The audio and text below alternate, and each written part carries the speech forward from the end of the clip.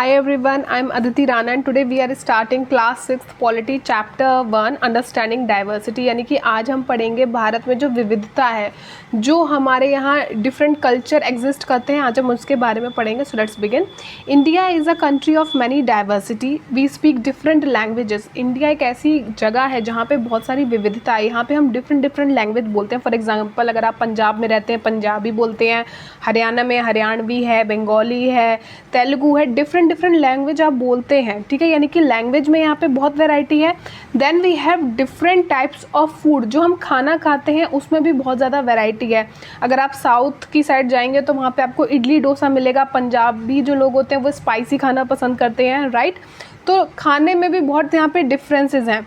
We celebrate different festival. अगर आप महाराष्ट्र में जाएंगे तो वहाँ पे गणेश चतुर्थी सेलिब्रेट होती है। हिंदू के मेन अगर फेस्टिवल्स की बात कहे जाए तो आपके यहाँ होली, दिवाली, राइट। और अगर मुस्लिम्स लोगों की बात की जाए तो ईद उनका एक फेस्टिवल है। तो यानी कि जो फेस्टिवल हम सेलिब्रेट करते हैं उसमें भी बहुत ज़्यादा डिफरेंसेस हैं। वी प्रैक्टिस डिफरेंट रिलीजन, यानी कि जो हम धर्म अपनाते हैं उसमें भी बहुत विविधता है। कोई हिंदू है, कोई मुस्लिम है, कोई सिख है, ईसाई है।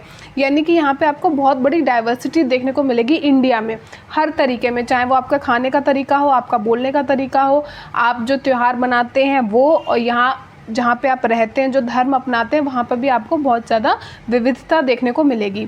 पीपल प्रे, लोग प्रार्थना करते हैं, उसमें भी बहुत डिफरेंस है। क्रिश्चियन लोग हैं वो कैंडल लाइट करके करते हैं प्रे, जबकि मुस्लिम लोग हैं वो नमाज़ पढ़ते हैं। जो हिंदू लोग हैं वो घंटियां बजाते हैं और दूध चढ़ाते हैं भगवानों को। We get married in different pattern. जो क्रिश्चियन गर्ल्स होती हैं वो वाइट ड्रेस में शादी करती हैं, जो हिंदू लड़कियां होती हैं वो रेड लहंगे में करती हैं शादी के जोड़े में, जो मुस्लिम होती हैं वो ग्रीन कलर का आउटफिट पहनती हैं। तो वहाँ पर भी बहुत डिफरेंसेस हैं।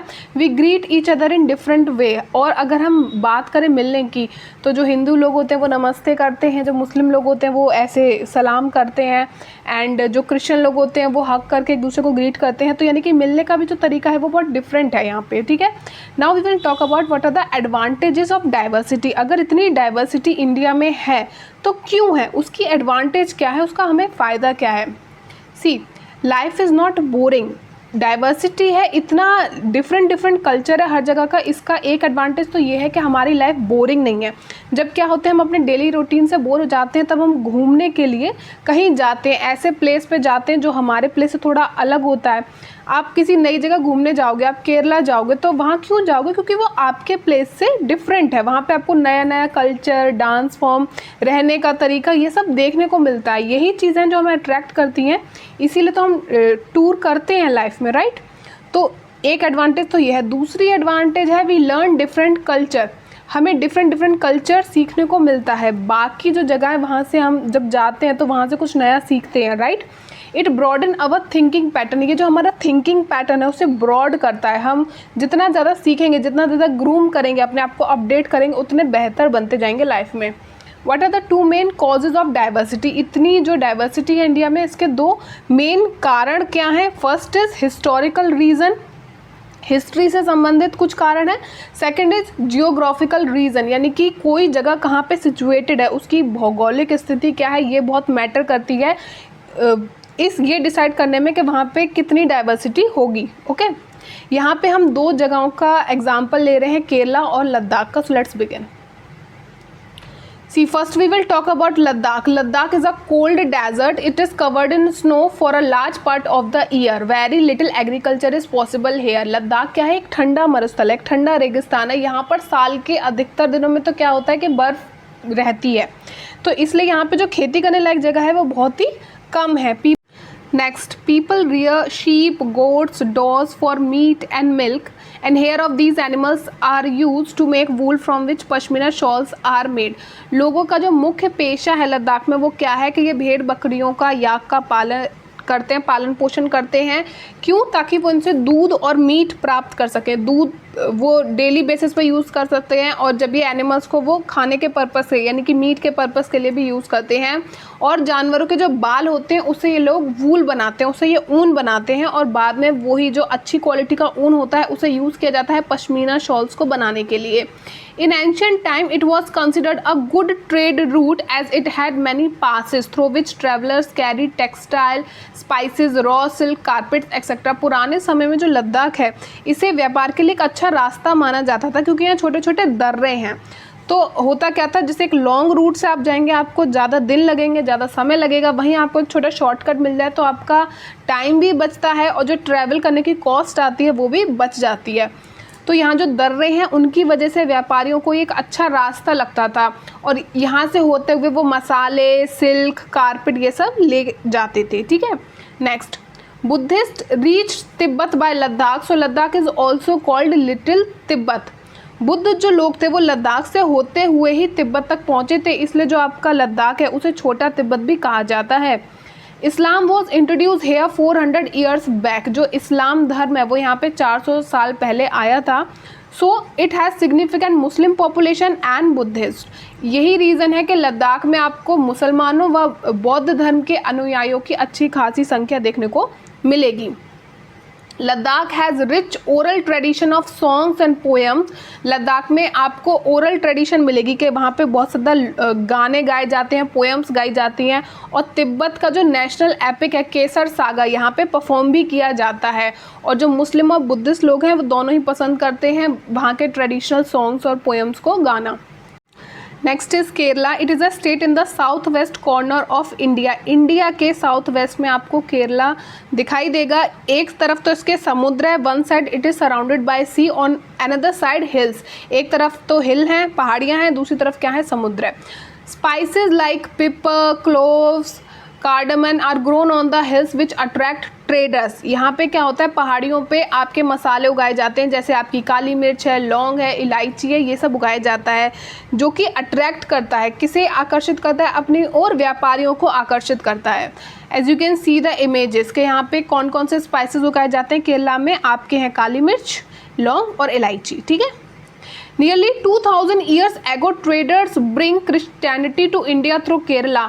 अगर हम बात करें 2000 साल पहले की, तो व्यापारियों के कारण लगभग 2000 वर्ष पहले ईसाई धर्म है ना वो केरल से होते हुए ही भारत आया था। Same way from Arab traders came Islam religion. इसी तरीके से क्या हुआ, अरब के व्यापारियों के कारण यहाँ पे इस्लाम धर्म आया। Okay, The Portuguese discovered the sea route to India from Europe when Vasco da Gama landed with his ship here। जो यूरोप थे, तो यूरोप और भारत के बीच जो समुद्री मार्ग है ना उसे ढूंढने वाला पहला व्यक्ति एक पुर्तगाली था जिसका नाम था Vasco D gamma.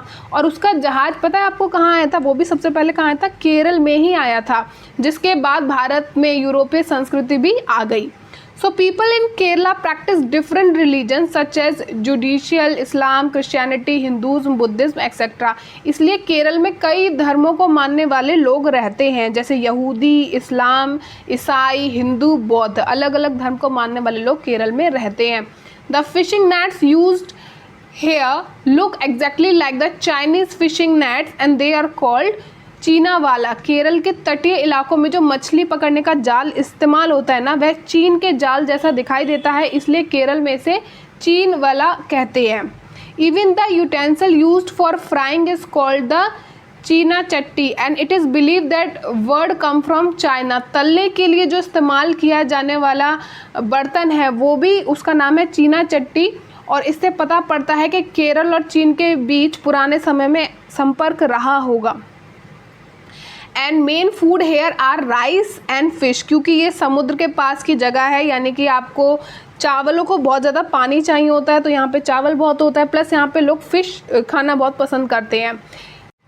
Okay, next बात करेंगे इंडिपेंडेंस मूवमेंट इन इंडिया। जब भारत में आज़ादी का मूवमेंट चल रहा था तो ब्रिटिशर्स ने सोचा that they will divide and rule, क्योंकि यहाँ पे डाइवर्सिटी इतनी है, लोग इतने डिफरेंट हैं एक दूसरे से, उनका कल्चर, उनका धर्म, हर चीज़ एक दूसरे से इतनी विविधता वाली है, इतनी डिफरेंट है कि उन्हें लगा कि हम लोगों में वो फूट डाल देंगे और आसानी से हमारे ऊपर राज करेंगे, पर वो ऐसा कर नहीं पाए। General Dyer, Jallianwala Bagh tragedy, Amritsar, Hindu Muslim, rich and poor. तो यहाँ पे एक एग्जाम्पल आपकी एनसीईआरटी बुक में दी है जलियांवाला बाग ट्रेजेडी की, जो अमृतसर में हुई थी।